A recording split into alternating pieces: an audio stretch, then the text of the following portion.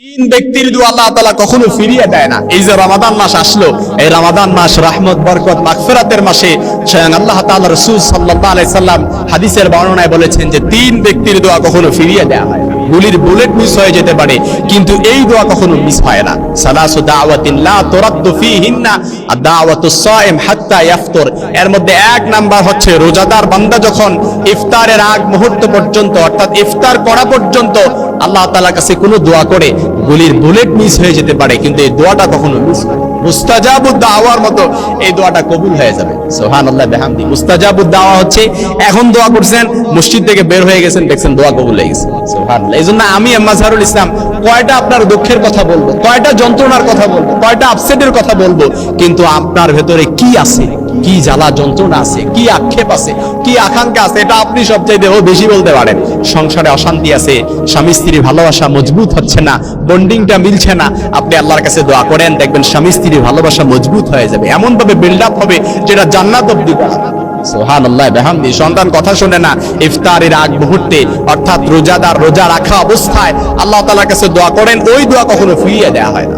সুবহানাল্লাহ বিহামদি। পেরেশানিতে আছেন, দুশ্চিন্তা আছেন, মামলা মোকদ্দমায় জড়িয়ে আছেন, ঋণে জর্জরিত আছেন, ঋণের কথা তো না বললেই নাই। আহা, কত ভাই যে আমাদের কাছে ফোন করে কান্নাকাটি করে, কত আক্ষেপ করে, আহা, চোখের পানিগুলো ছেড়ে ছেড়ে কিভাবে যে কান্নাকাটি করে, হাউমাউ করে, ঋণের বোঝা এমন ভাবে জর্জরিত আছে, দেয়ালে পিঠ থেকে গেছে, ডানে বায়ে সামনে পিছনে বেরোবার কোন দিকে রাস্তা নেই। মনে রাখবেন, বেরোবার কোন দিকে রাস্তা না থাকলে আল্লাহর উপর ভরসা করেন, ওয়া মাইয়া তাওয়াক্কাল আলাল্লাহ ফাহুয়া হাসবু। যে ব্যক্তি আল্লাহর উপর ভরসা করে, তাওয়াক্কুল করে, ইত্তেবা করে, আল্লাহর কাছে দোয়া করে, সব কিছু মিস হয়ে যেতে পারে, কিন্তু মনে রাখবেন, আমি কনফিডেন্সের সাথে বলতে পারি, ইস্তেআনাতের সাথে বলতে পারি, আত্মবিশ্বাসের সাথে বলতে পারি, আপনার দোয়ার ভেতরে যদি পরিপূর্ণ ইখলাস থাকে, ওই দোয়াটা আল্লাহ তাআলা কখনো ফিরিয়ে দেয় না। দুই নাম্বার হচ্ছে ওয়া দাওয়াতুল মাজলুম। মাজলুমের দোয়া আল্লাহ তাআলা কখনো ফিরিয়ে দেয় না।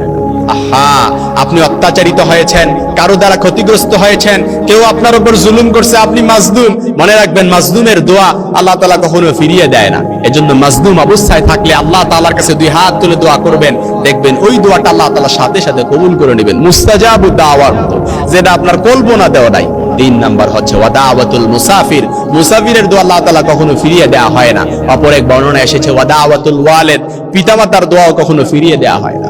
পিতামাতা সন্তানের জন্য যদি কোনো দোয়া করে, আহা, কিভাবে যে বুঝাবো আপনাদেরকে, সন্তানের দোয়াটা, পিতামাতা যখন সন্তানের জন্য দোয়া করে, এই দোয়াটা যে কিভাবে একেবারে বুলেটের গতিতে কবুল হয়ে যায়, এটা যে ফল না পাইছে সে কখনো বুঝতে পারবে না। সুবহানাল্লাহ বিহামদি। এজন্য পিতামাতা সন্তানের দিকে, সন্তানের জন্য হাত তুলে আল্লাহ তাআলার কাছে দোয়া করছে, এর দোয়াটা যদি ভেতর থেকে আসে, মনে রাখবেন এটা সাথে সাথে ডিরেক্ট আরশে আজিমে যে কবুল। এজন্য রমাদান মাস মুমিনের মাস, রমাদান মাস আমলের মাস। মুমিন তার আমলের ঝুলিকে পূর্ণ করবে। মুমিন রমাদান মাসে 11.5 মাসে যা দোয়া করছে, কবুল হইছে না না হইছে এগুলোর দিকে না তাকিয়ে রমাদান মাস পেল, সেই মুখ্যম সময়ে এই সময়গুলোকে সে কাজে লাগাবে। কারণ মুমিন ভালো করে জানে, আমি সাহারি করছি, ইফতারের আগ মুহূর্তে আমি একজন রোজাদার বান্দা, আমি আল্লাহর কাছে যা দোয়া করব, স্বয়ং নবীজি বলেছেন এই দোয়াটা আল্লাহ তাআলা কবুল করে দিবেন।